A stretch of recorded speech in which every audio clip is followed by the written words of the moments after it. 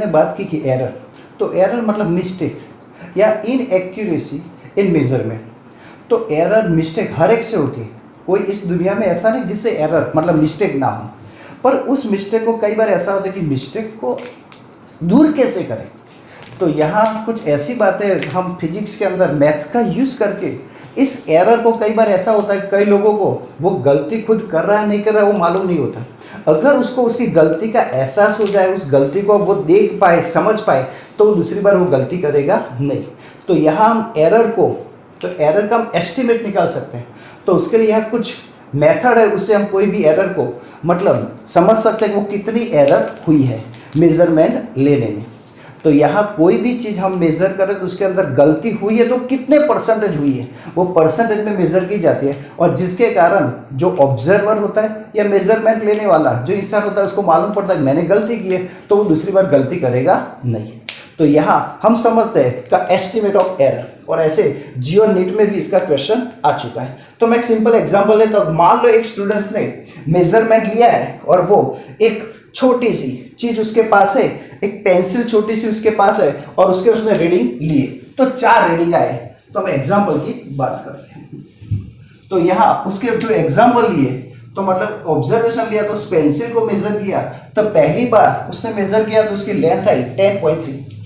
उसके बाद उसने लिया 10.5 मेजरमेंट दूसरा लिया। उसके बाद तीसरा ऑब्जर्वेशन आया 10.2 और 9.8, ऐसे 4 ऑब्जर्वेशन लिए।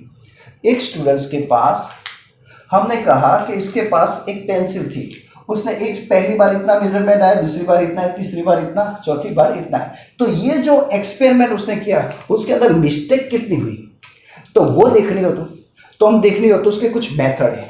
तो पहले इसकी हम क्या वैल्यू फाइंड करेंगे, तो इसके अंदर आपको पहले फाइंड करनी पड़ेगी कि इसके अंदर होगी क्या, तो उसकी ट्रू वैल्यू क्या होगी। तो बच्चों एरर का एक फॉर्मूला है, तो एरर मतलब क्या, तो मैं ऐसा कह सकता हूं कि ट्रू वैल्यू माइनस हम उसकी मेजर वैल्यू करेंगे, तो इसको भी एरर कहा जाता है। तो एरर का एक फॉर्मूला है ट्रू वैल्यू माइनस अ मेजर्ड वैल्यू, इसको बोलते हैं एरर। तो यहां वही बात हम दोहराते हैं। तो पहले मैं इसकी ट्रू वैल्यू मेजर करता हूं, ट्रू वैल्यू को बोलते हैं मीन। तो मीन हम उसका फाइंड कर देते हैं। तो मीन क्या होगा, तो मैं इसको कह देता हूं A1 ऑब्जर्वेशन, इसको A2 कह देता हूं, ये A3 है और ये हमारा A4 है। तो पहले मैं मीन फाइंड करता हूं। मीन फाइंड करते हैं उसको A बार बोलते हैं। तो मैं लिखूंगा A1 plus A2 plus A3 plus A4 upon number of observation.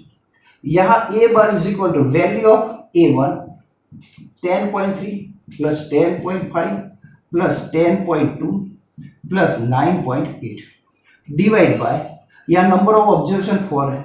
तो इसका आप सिंप्लीफाई करेंगे तो आंसर कुछ आएगा, तो इसका आंसर आएगा 10.4 जितना आएगा। अब मैं जो ये मीन आया मतलब उसकी ट्रू वैल्यू है, तो ट्रू वैल्यू मैंने फाइंड कर दी। अब मैं क्या करता हूं, तो उसकी एब्सोल्यूट वैल्यू फाइंड कर देता हूं, एब्सोल्यूट वैल्यू। तो एब्सोल्यूट वैल्यू कैसे करते हैं, तो मैं उसको बोलता हूं डेल्टा A1 कह देता हूं। तो क्या करेंगे, तो पहला जो ऑब्जर्वेशन है उसमें से हम मीन को माइनस करेंगे, डेल्टा A2 मतलब हम ऐसा करेंगे दूसरे ऑब्जर्वेशन से मीन माइनस करेंगे, तीसरा ऑब्जर्वेशन A3 तो उसमें से भी मीन माइनस करेंगे, और चौथे में से भी हम इसको मीन माइनस करेंगे। इसका मतलब ये हुआ कि पहले ऑब्जर्वेशन में से मतलब जो वैल्यू ली थी उसमें से मीन मतलब ट्रू वैल्यू माइनस की, तो कितना वो गलत था, कितनी एरर थी वो पहले ऑब्जर्वेशन। तो पहला ऑब्जर्वेशन हमारा था 10.3 और मीन आया 10.4, तो आंसर हमारा आया माइनस 0.1। दूसरा ऑब्जर्वेशन हमारा था 10.5 माइनस 10.4 मीन वैल्यू, तो आंसर आया प्लस 0.1। तीसरा ऑब्जर्वेशन हमारा था 10.2 माइनस 10.4, तो आंसर आया माइनस 0.2। यहाँ 9.8 माइनस 10.4, तो आंसर आया माइनस 0.6। तो ये जो थी वो एब्सोल्यूट वैल्यू कही जाती है, या एब्सोल्यूट एरर भी कई लोग बोलते हैं। तो मैं एब्सोल्यूट एरर हमारी बुक के अंदर एरर कहता हूँ, एरर कहते हैं। अब ये टोटल कितनी हुई, तो हम उसका मीन ले लेते हैं। तो उसका मीन कितना होगा? तो मैं लिख सकता हूं थर्ड एवरेज एब्सोल्यूट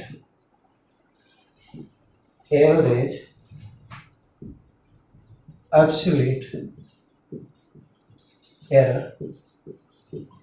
तो इसको हम बोलते हैं डेल्टा ए बार, और उसके लिए हम लिखेंगे delta A1 plus delta A2 plus delta A3 plus delta A4 divide by number of observation. पर यहाँ आपको एक बात याद रखनी है कि जो हम एरर रहते हैं वो पॉजिटिव होती है, तो हम यहाँ ये पॉजिटिव कर देंगे। तो यहाँ जो माइनस है तो भी हम माइनस को गिनेंगे नहीं, प्लस ही गिनेंगे उसको,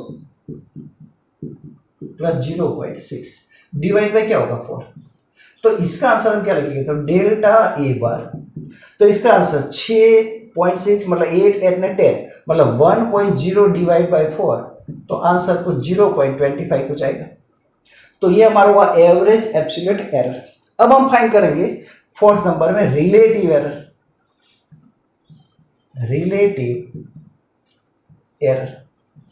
रिलेटिव एरर को जनरली डेल्टा से बताया जाता है, इसको डेल्टा ही बोलते हैं। तो इसके लिए क्या होगा? तो average absolute error upon mean करेंगे, तो ये वैल्यू क्या आएगी?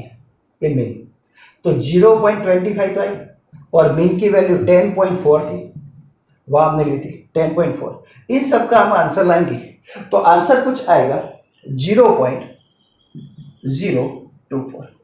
अब हमें तो परसेंटेज चाहिए, तो परसेंटेज एरर फाइंड करनी हो, परसेंटेज एरर। तो परसेंटेज एरर मतलब, तो ये जो डेल्टा ए आया उसको हम मल्टीप्लाई बाय 100 करेंगे, क्योंकि परसेंटेज रिलेटेड टू द 100, तो 0.024 multiply by 100, so our answer is 2.4%। यहाँ जो हमारा आंसर आया 0.24, ये 0.24 है, इसका मतलब क्या हुआ? तो वो बात हम थोड़ी समझते हैं। तो हमारी ट्रू वैल्यू कितनी है? 10.4।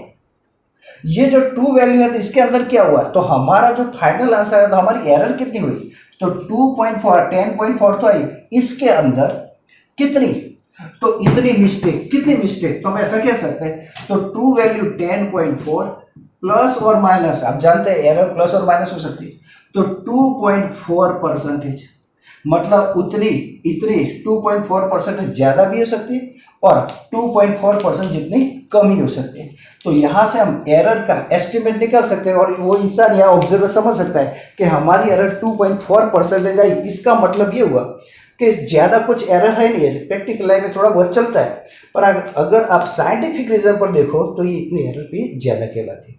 तो आप अगर अपनी मिस्टेक एरर को समझ सके तो दूसरी बार आप ज़्यादा एक्यूरेसी एक्सपेरिमेंट करेंगे। तो ये हम फाइंड कर सकते हैं। ऐसा जीवन नीट में कई बार ऐसे क्वेश्चन आते हैं, तो यहाँ से इस तरह से गिनने से आ जाते हैं। पहले आप मीन फाइंड करो, एब्सोल्यूट एरर फाइंड करो, एवरेज एब्सोल्यूट फाइंड करो, रिलेटिव एरर फाइंड करो, और लास्ट में आप परसेंटेज एरर फाइंड कर दो। तो आपकी जो एक्सपेरिमेंट किया उसमें आपने कितने % गलती की वो समझ में आ जाती है।